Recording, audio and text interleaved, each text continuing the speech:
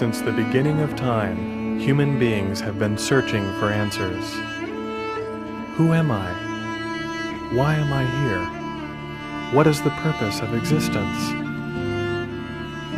Many great incarnations and prophets have tried to shed light on the human dilemma and urge us towards spiritual awakening.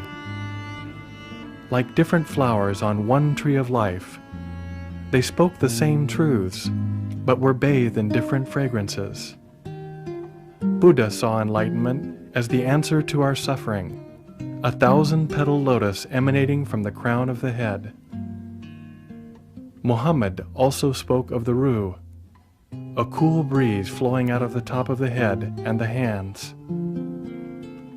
At the time of resurrection, your hands will speak, he explained.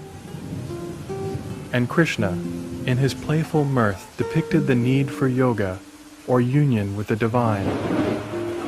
He spoke of the collective nature of man and the need for each of us to dissolve into the ocean of bliss. Christ also explained that salvation would come only through second birth. Forgiveness and compassion would clear the path towards this awakening, which would be felt as tongues of cool flames crowning the head in a divine halo.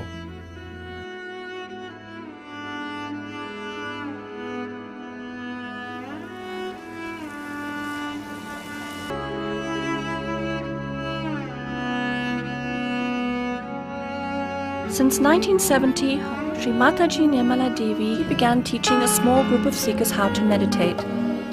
She stood behind each individual and raised the Kundalini by placing her hands on the various energy centers along the spine. This was a natural process which awakened their residual power of pure desire. She awakened this power called Kundalini, which lay dormant in the sacrum bone at the base of the spine, coiled in 3.5 coils.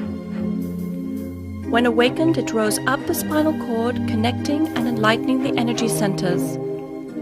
As it pierced the fontanelle bone area at the top of the head, they were connected with the divine.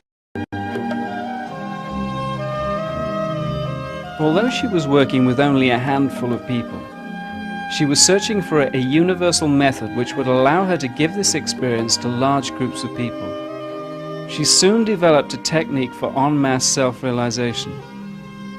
Taking into account all the different combinations and permutations of the human personality, the method was startlingly simple. The seeker would express his or her desire by holding the left hand towards Sri Mataji. Verbal affirmations helped the mothering energy to rise, and the experience could be verified by feeling the Kundalini in the hands and above the head. As more and more people expressed their desire to have this awakening, she began an en masse self-realization movement. Since 1970, she has given enlightenment en masse in over 65 countries around the world, from Russia to Australia. In 1995, at a program held in Bombay, Sri Mataji raised the Kundalinis of over 100,000 people at the same time. People overflowed from the hall and sat in the streets. Unable to hear the lecture, they simply held out their hands and felt the joy. When I came to Sri Mataji, I was the child of my generation.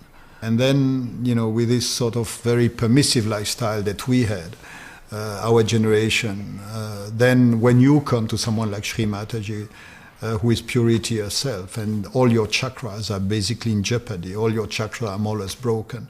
And it's really hard because visibly, Sri Mataji was working on me, and then she was going and vomit in the bathroom next minute, because my system was really damaged by the lifestyle, which was basically the lifestyle of a kid of my generation. Now the spirit resides in your heart. Nobody knows, you see. He resides in your heart. But you are not aware of it. When the Kundalini passes through these various centers and pierces through this one, then the seat of the spirit is here. If it doesn't work, we'll work it out later.